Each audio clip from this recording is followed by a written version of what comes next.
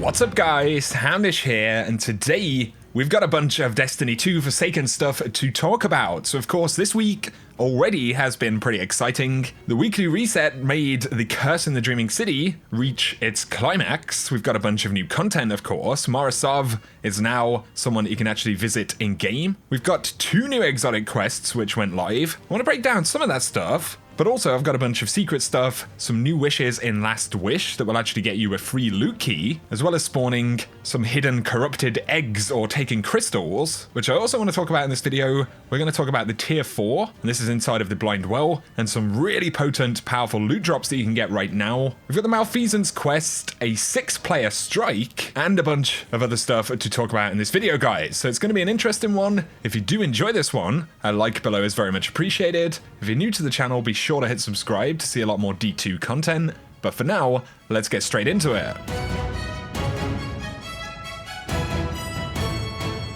So the first thing we should talk about is that you can actually visit the Queen's Court now in game. So you can go visit Morro, and this is via the Oracle offering that you'll find in the Dreaming City. So of course you have the bounty from Petra, you need to clear the Blind Well a bunch of times, and once you've charged that up, you'll get the offering to the Oracle, and when you take this to the Oracle engine, you can actually input it, and of course that opens a portal where you can go and talk to Morro, and she will give you a loot drop. And obviously there's a bunch of lore. There are also triumphs for this, both to visit Morro in general, but also to go into Queen's Court a bunch of times whenever she's present. I'm not sure if that is going to take, a whole bunch of weeks because she's only there on the 3rd week, or whether she will still be there next week. We'll have to wait and see, but it's pretty cool stuff. I should also mention, in the area with Morro, if you head to the left when you come in, you can kind of climb up these rocks right here, and you will find a hidden lore item all the way at the end, so some Ahamkara bones, which is pretty neat. Of course though, last night I spoke about the Wishender bow, so the quest for that is now available. I did break it down in the other video, but you will have to complete the Shattered Throne dungeon, which is a 590 mission, so pretty solid stuff. After this there are some other secret missions, so one on the Tangled Shore.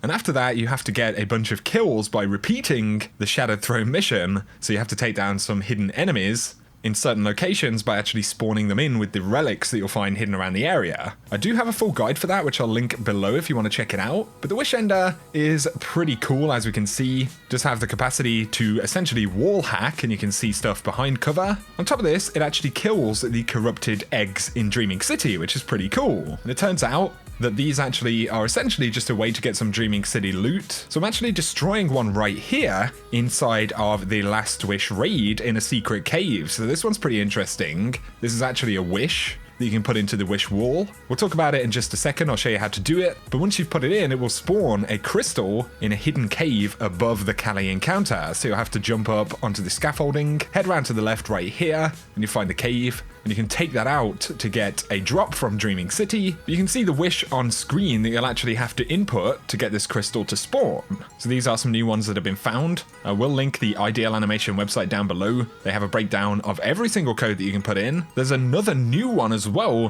which will actually give you a loot key for the final boss inside of the raid. So there is the etheric key. You need to use this to open one of the chests at the end of the raid. Normally you'd get these from killing Riven, but you can get an additional drop right here as well. I'm not sure if you could take this through the raid, get a second key from Riven, or whether you can actually stack keys in general and open multiple chests. That may be a thing that you can do. Whether that would be worth doing is not entirely clear. But you can get a free key to open the final chest in the Last Wish raid. And this would probably also mean that you could join on the very final encounter where you escape with the heart, as opposed to actually defeat Riven, because you could get the key from this wish wall, then take it into the final checkpoint and potentially open that chest. So that is pretty interesting stuff. Of course, there are more wishes to be found, and we'll have to see exactly what happens when all of them are discovered. But of course, there is more content in Dreaming City. So I also spoke about the new Ascendant challenge inside of Dreaming City, and we do have a new tier 4 Blind Well. So it works very similarly to all of the other Blind Wells. We now have taken enemies inside of Blind Well, which is cool. But tier 4 is absolutely worth doing because you're going to get a very potent, powerful drop.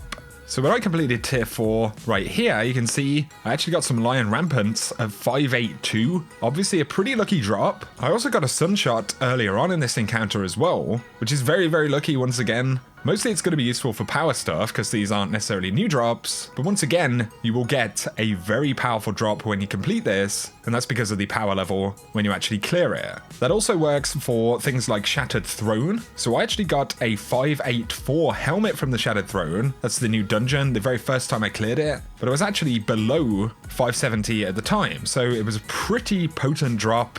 That's actually higher than what you would get at the same power levels inside of Last Wish, and that's because it's actually 10 power above Last Wish. So definitely don't miss out on either the Shattered Throne drop or the tier 4 Blind Well. But the tier 4 Blind Well, once you activate it, is essentially the same as the boss that you actually have to kill in Gambit to get the Malfeasance quest. It's a pretty easy one to do. It has a defense mechanic where it actually tethers itself to a nearby blight. So it starts out by tethering just to one. You can take that blight out and you get damage phase. It will increase how many blights that it tethers to over time. So the quicker you kill it, obviously the better. Right at the end, it can shield up to 3 times at once. So you definitely need to have the team ready to take it down, but it's relatively easy to get done. So that is this week's tier 4 Blind Well. But of course, on top of this, you can now get the Malfeasance quest inside of the game. So you'll have to get the Malfeasance boss, this special boss, to spawn in. It's completely random. Some folks have played for 6 hours and haven't seen it. Other folks have got it, you know, within an hour or so. But if you can kill this boss, you will get the Seething Heart dropped, and then you can go back to the Drifter and actually begin the process of unlocking the weapon. Then you'll need to kill 25 Taken bosses or mini bosses in Dreaming City. Drewski actually has a good video on how to get this exotic, so I'm going to link that one down below. Definitely the best guide that I've seen so far. We have to defeat Taken bosses or mini bosses, so some of the best ways to do this would be running Lost Sectors in Dreaming City, any that have Taken enemies. So Chamber of Starlight is a pretty good one. Once you've got all of these kills, you'll actually have to find Callum's grave by completing a 580 version of the Corrupted Strike. Now this is an interesting one because you can actually run this strike with 6 people in the fire team.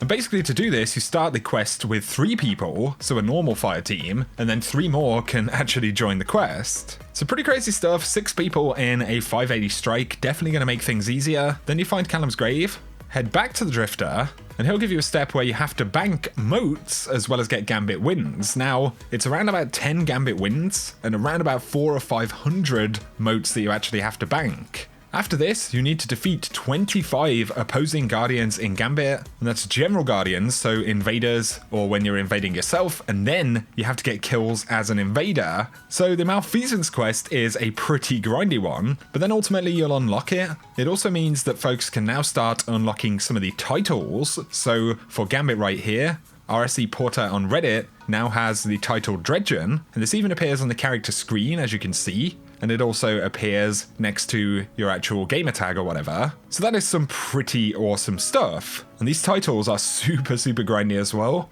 But there we go, that is how you get the Malfeasance. I'll link Drewski's video below if you want to check out a full guide on it. And like I said, I do have a Wish Ender one, which I'll put down there as well. I did also mention yesterday that certain powerful drops in the game are actually better than others. So essentially, most powerful drops that you'll do from challenges and milestones will give you +1 on your base character level. So your best power level on your character, it will give you +1, and that's for more or less everything that you can see on the Director. That is with the exception of specific activities. So between 540 and 560, Dreaming City powerful gear, the Last Wish raid, Nightfall, Prime Engrams, and Exotics, all of those are guaranteed to be more than a +1 increase in power. So do bear that in mind. That also changes over time. So between 560 and 600, the Last Wish, Prime Engram, Dreaming City, and Exotics are the only guaranteed ways to get a more than +1 increase every time you get a powerful drop. So that should clarify a little bit some of the best drops that you can get, and also if you're time limited, it means that you can focus on getting particular things done to get the most power for that week or for that day.